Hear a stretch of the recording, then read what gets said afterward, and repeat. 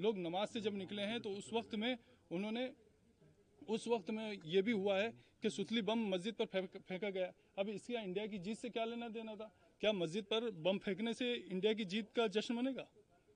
ये बहुत बुरी बात हुई है और इस चीज़ का हमें बहुत दुख है कि एक तरफ गलती करने वाले गलती कर रहे हैं, दूसरी तरफ कुछ लोग ऐसे हैं जिनके हाथ में किसी भी तरह का सोशल मीडिया का कोई सा भी प्लेटफॉर्म या आईडी है तो वो उसके थ्रू ये फैलाने की कोशिश कर रहे हैं कि मुसलमान जो है वो देश का विरोधी है और इंडिया की जीत से उसको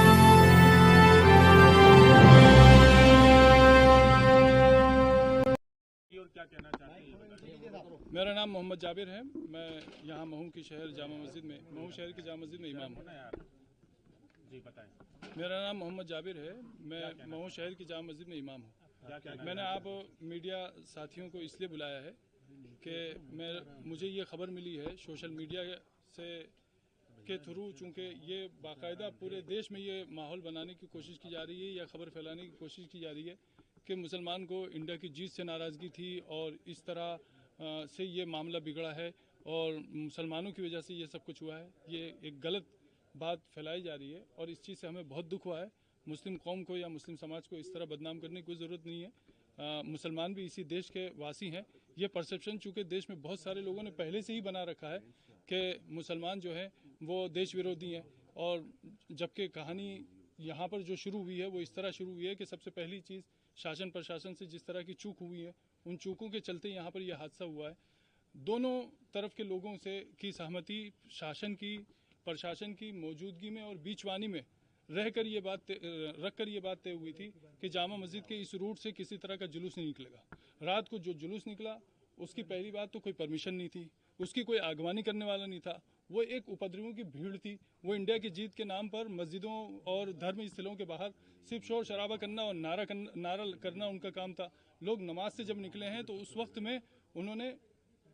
वक्त में ये भी हुआ है कि सुतली बम मस्जिद पर फेंका गया। अब इसका इंडिया की जीत से क्या लेना देना था? क्या मस्जिद पर बम फेंकने से इंडिया की जीत का जश्न मनेगा?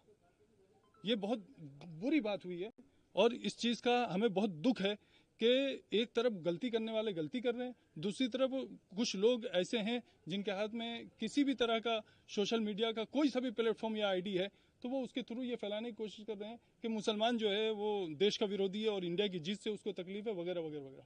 हम इस चीज़ से बहुत दुखी हैं और बहुत साफ साफ कहना चाहते हैं कि हमारी मस्जिद न पाकिस्तान में है न हमारे महल्ले बांग्लादेश में है।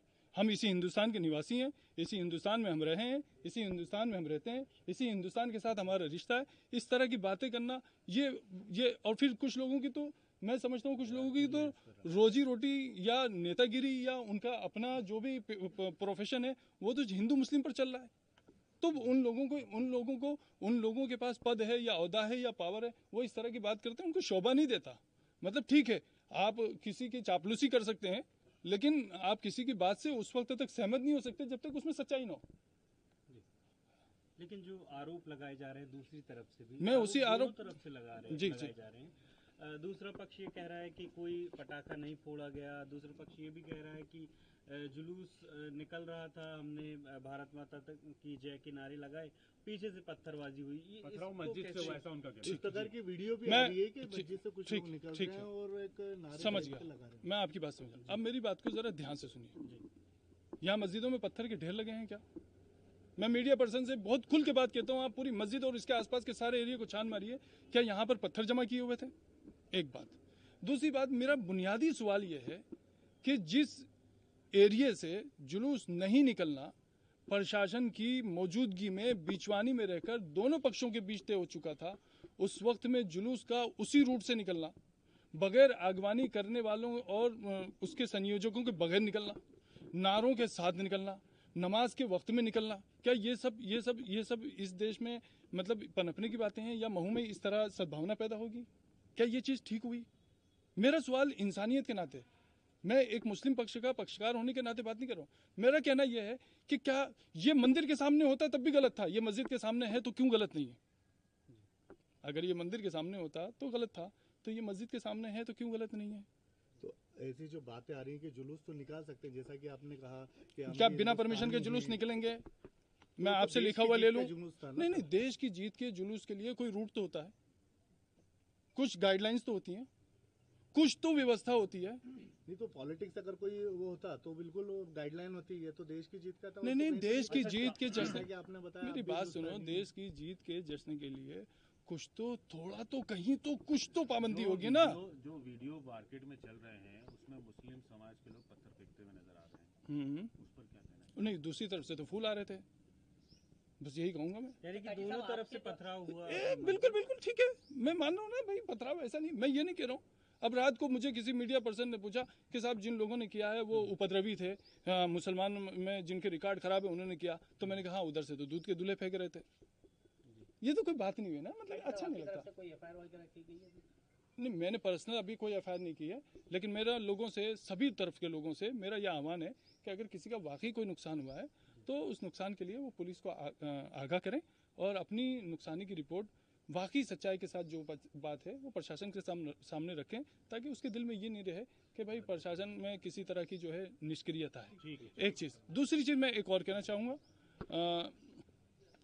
जो आप लोगों से मीडिया वालों से आप बहुत बहुत प्यार के साथ कहना चाहूँगा कि प्लीज़ मेरी कौम पर इस तरह के इल्ज़ाम मत लगाइए। आपका नाम बताइए। मेरा नाम मोहम्मद। प्रेस वाले थोड़ी लगा रहे हैं। नहीं, इस तरह के इल्ज़ाम, देखिए सुनिए मेरी बात सुनिए। एक और सवाल उठता है कि अभी तक जो कार्रवाई हुई है शासन प्रशासन, पुलिस प्रशासन की तरफ से, उससे आप संतुष्ट हैं? अभी तो आने वाला वक्त बताएगा कि कितनी संतुष्टि मिलती है, कितनी नहीं मिलती, क्योंकि प्रशासन को भी काम करने के लिए अपना टाइम चाहिए और बिल्कुल होना चाहिए, रहेगी। और आप हमसे कहिए कि हमें क्या करना है, हम करने के लिए तैयार हैं, शांति के लिए क्यों नहीं करेंगे।